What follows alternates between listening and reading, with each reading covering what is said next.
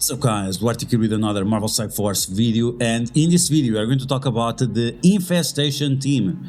We're going to see what's the best T4s for this team, the ISO weight, the position of the team. We're going to talk about the different game modes. Are these characters going to be useful in multiple game modes? We're going to break down all of that information, and we're going to see that this team has a lot of gimmicks, and those gimmicks make this team very unique. One of the first gimmicks is that they always assist on attacks, and not only one character. We have two characters assisting all the time, which is Ant-Man and Black Widow. Then we have other gimmick where whenever you use the special ability, you're also going to use the ultimate ability to the primary target, and whenever you use the ultimate ability, it also does the special ability to the primary target. This will include all the negative effects that appear on each of the abilities and all the damage that appears on each of the abilities. So even if the abilities attack multiple times, like the special of Swarm, yes, it will still going to attack multiple times whenever you use the ultimate ability. So overall, this team is quite a lot of fun to play with, and these gimmicks are unforeseen in Marvel Strike Force, making the team very, very unique. This team is going to have 5 members: Ant-Man, Yellow Jacket, Swarm, Spider-Man Big Time and Black Widow, but the developers already announced that the next patch will have more characters coming to the game that also are part of the Infestation team. Right now this team is sitting as an Alliance Wars defensive team, but it might change in the future based on those upcoming characters that we have. So in this video we are going to break down all the information on this team. You're going to see their value overall and what kinds of investments you should be making to make this team as successful as possible. So as always, if you like the information on these videos, make sure you share it with your friends on Facebook and Discord. If you're new to my channel, make sure to subscribe for more Marvel Strike Force content, and make sure to smash that like button like a boss. Okay, so let's get started. Let's start talking about Infestation, and before that, make sure to check out the channel. We have some new videos every day, very exciting things like data mines, characters releases, strategies for the most difficult challenges in the game. We have Avengers Tower coming up very soon. We also have a video on the upcoming characters that are coming to the Marvel Strike Force. Some of them are also going to be part of this Infestation team. Then we have why Val is the ultimate pay-to-win character based on the release of the character and the utility that this character will have. And finally, insane difficulty on Dark Dimension 6. I break down most of the nodes and see what enemies we are facing and why Dark Dimension 6 is going to be so ridiculously hard.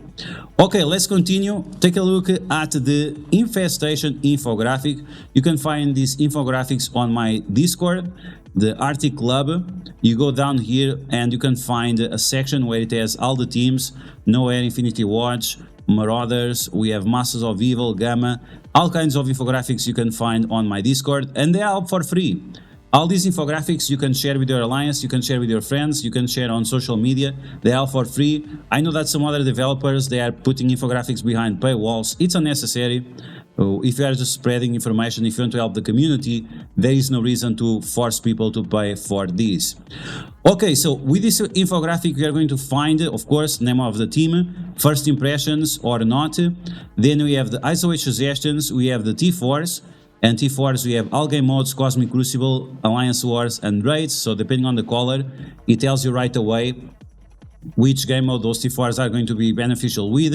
We have the uniques for these characters. We also have gold promotion credits, if any character should have any gold promotion credits or not.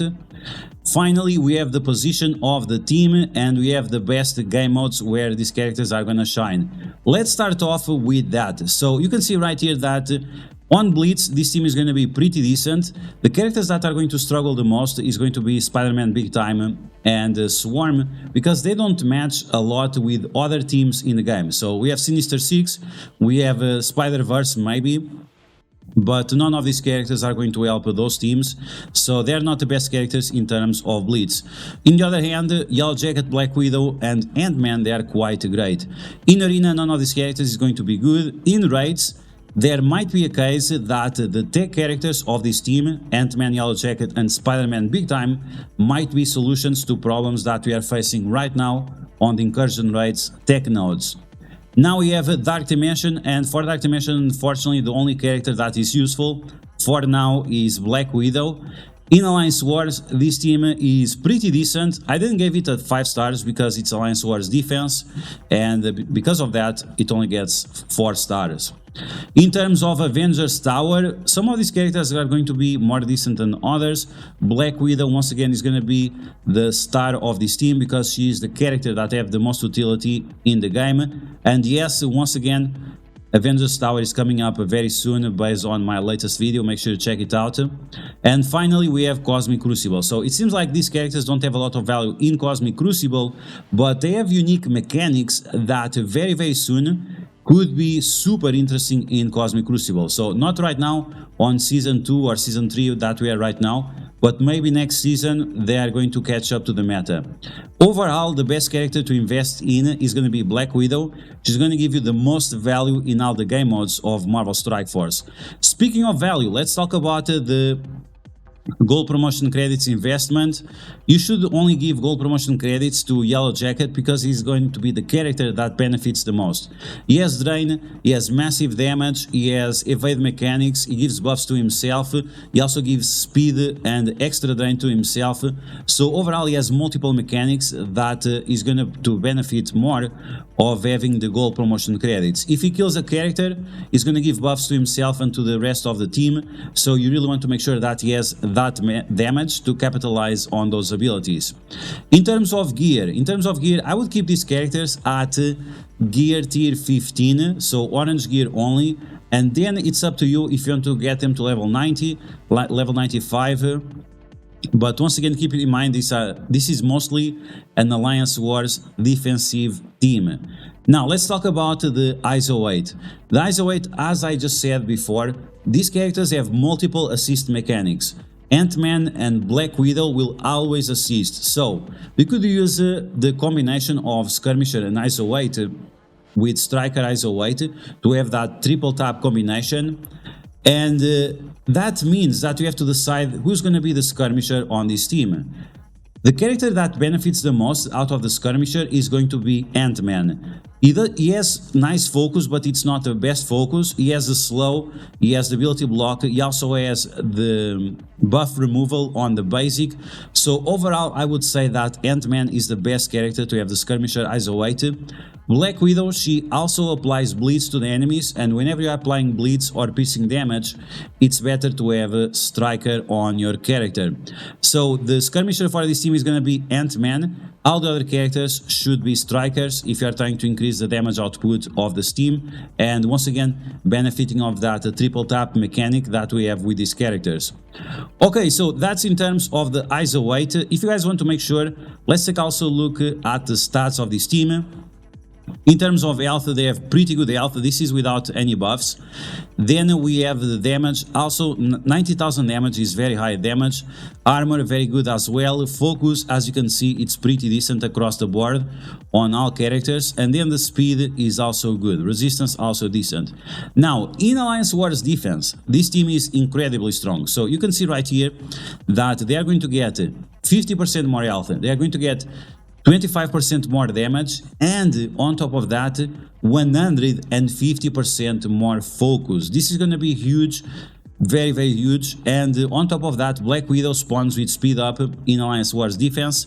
That means that she's going to be able to apply speed up to the entire team, and these values that you have right here, it's going to be a lot higher, like 25 to 30% higher depending on the character. But yeah, the speed up of Black Widow so early in the match is definitely going to change how these characters work. So as you can see, these characters have massive amount of stats.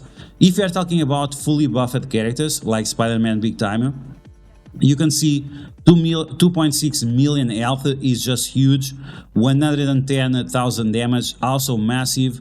Massive amounts of focus, massive amounts of armor. So this team is going to be super beefy at the same time as they are super deadly. In Alliance Wars defense, they are going to get 50% more stats from the different rooms. So you can see these teams going up to almost 4 million health, which is just very impressive, taking into consideration the damage output of this team and how fast they are. Okay, so let's take a look once again at the infographic. So we know why we have this ISO weight. We saw the stats, and the stats really back up these recommendations. Now let's take a look at the position of the team. So the character with the least amount of health is going to be Yellow Jacket. So you're going to put him in the corner. After that, we have Black Widow, and we have Spider-Man Big Time. You want to keep always Black Widow next to Spider-Man Big Time because you want him to get attacked as often as possible, and because she has stealth, that means the enemies are going to attack more often the Spider-Man, and that's going to activate another gimmick of this team. Yes, another gimmick. This is already the third gimmick, which is whenever Spider-Man Big Time is attacked, is going to give speed bar 20% for the entire team. So this is going to be huge, and once again limiting the targets that you can attack based on one target being in stealth is going to be extremely important. This is why you want your Yellow Jacket to have the gold promotion credits, because you don't want him to be singled out. And even if he does, he has some drain mechanics, he has some L steal mechanics, he also has some evades that will keep him alive. And that's why you want to keep the focus on the middle of the team. Swarm also has evades, so he can take the damage in the face. He also has drain, and Ant-Man also has evades and mechanics. So attacking these three characters at the same time is not going to be a big deal. And that's why I prefer this position. We'll see in the future if there will be some changes, but overall, for my first impressions, this is going to be the best recommendations. Okay, now we have the T4s, and the T4s, you can see right away that there are a lot of T4s that are Alliance Wars specific.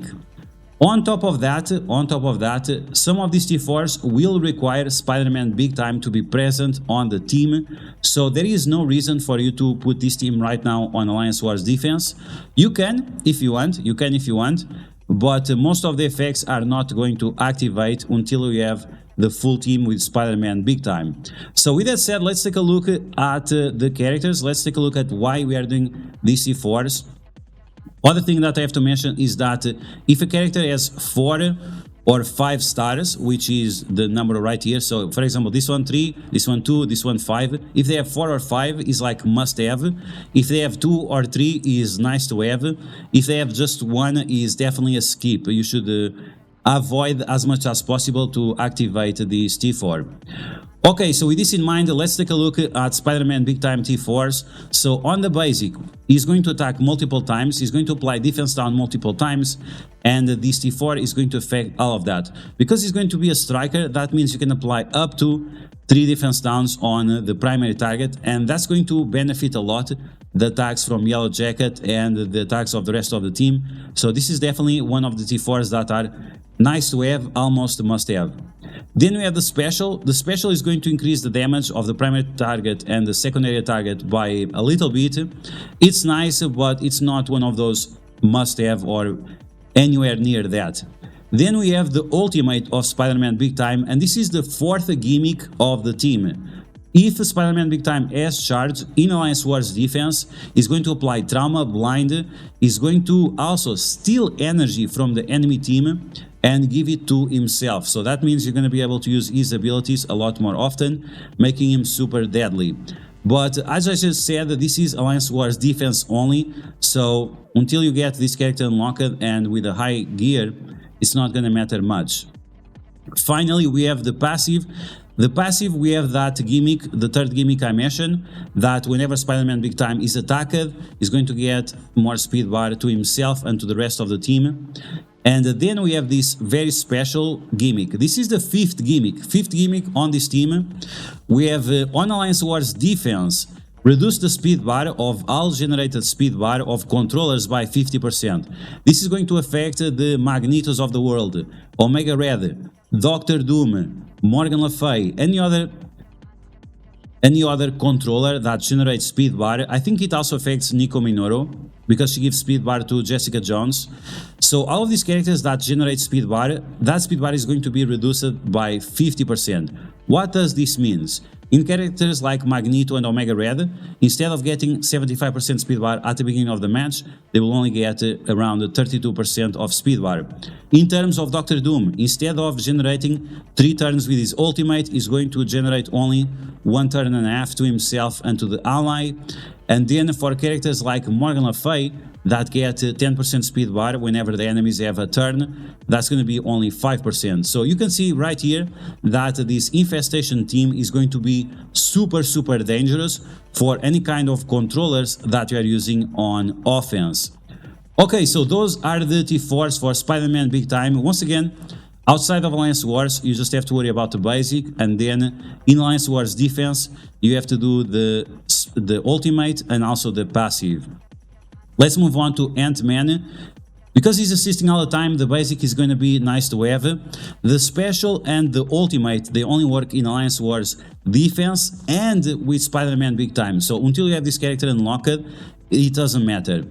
With Spider-Man Big Time, the special is going to do the ultimate is going to do the special, but there are actually no additional effects on this except removing revive once from the primary target, so it's not a big deal, but you need to do the T4s in case you have that additional functionality. In terms of the passive, it only gives some buffs for Dark Dimension, so the passive of Ant-Man is keepable, so must have ultimate and special only when you have Spider-Man Big Time unlocked, and then the basic nice to have. Let's move on to Black Widow. Once again, she's going to be assisting on this team all the time, so doing the basic, and also because she's going to be a striker, doing the basic has some additional value.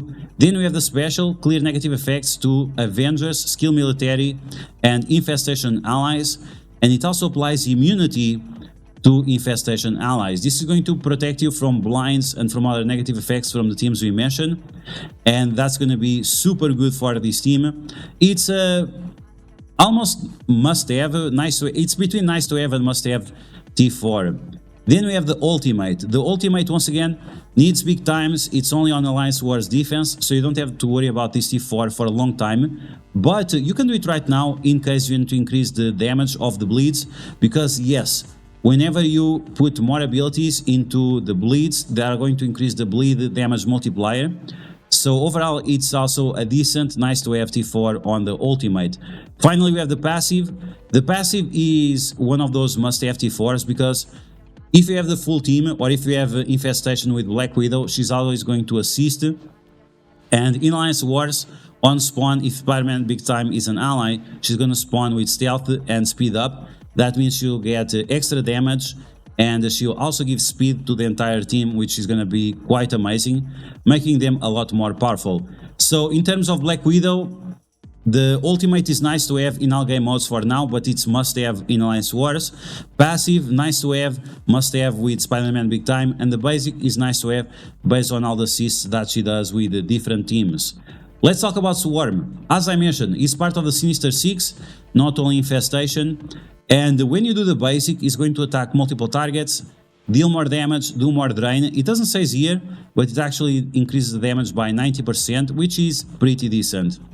The special and the ultimate. Once again, the ultimate does the special, and the special does the ultimate on the primary target. And yes, all these extra attacks that you have here, all of this is going to activate. It's quite amazing to see this in action, based on how many attacks and animations he does. So if you do the special, you are going to apply these bleeds, so it's going to be important to have the T4 once again on the bleeds, and then you are going to apply Disrupt, Defense Down, and Slow. When you do the ultimate, you apply the bleeds, and then you also apply Disrupt, Defense Down, Slow, and you're also doing all these attacks as well. So these are very interesting T4s. The ultimate, once again, is must-have. The special, it's only for Alliance Wars defense, so until you have Spider-Man Big Time, this T4 on the special does not matter. And the passive increases the damage of Swarm in all game modes, but in Alliance Wars specifically, it will also increase the damage of the entire team, giving those insane stats that we just took a look at, over 100,000 damage in Alliance Wars. Okay, finally, we have the last character. We have Yellow Jacket, and Yellow Jacket for me is one of the most important characters on this team, because I think it's going to allow to beat the tech nodes a lot easier until we have a full tech team that can address that situation. So he's basic, once again, like every other character, because we are abusing of that skirmisher striker combination, the triple tap. This T4 is going to be a lot better. Then we have the special, Alliance Wars defense only. Once again, is going to activate the ultimate is going to activate the special. And yes, it includes the stealing and the health, and by passive block, gain evades, all of these effects that you see here, this will always activate when you do the ultimate as well. Speaking of the ultimate, another T4 that only works in Alliance Wars defense, so you can skip this one for now. But this is definitely important T4 because you want to do the damage and also steal the health, so you can trigger the passive ability of giving positive effects to your Pim Tech allies and Villain Tech allies as well. Finally, we have the passive. The passive is definitely important because whenever you have offense up, you're going to get 20% more speed. Yes, more speed to Yellow Jacket, and we have 15% more drain. If you do the T4 on the passive, on top of that, you're also going to get additional 10% drain to a total of 25, which is gonna make him super reliable in terms of survivability. With those evades, with the buffs he gets from the ultimate, is super hard to kill, and yeah, the basic attack with that drain is just super helpful. So as you can see, the Infestation team is a lot of fun, has multiple gimmicks that we have never seen before in Marvel Strike Force, and even using it right now in Dark Dimension or Blitz or Alliance Wars, you can have a lot of fun with this team. Once again, keep in mind that most of the T4s that are necessary for this team are Alliance Wars defensive only, but only when we have Spider-Man big time. So until that character is released, there is no point on you wasting all your T4s because that's going to cause problems to your account and you don't want to do that. Okay guys, so that's the Infestation team. The T4s, the ISO 8, the position, the stats of these characters, their utility in multiple game modes. Make sure to check out throughout the video so you don't miss any information. And as always, if you like the information on these videos, make sure to share it with your friends on Facebook and Discord. If you're new to my channel, make sure to subscribe for more Marvel Strike Force content, and I will catch you guys later.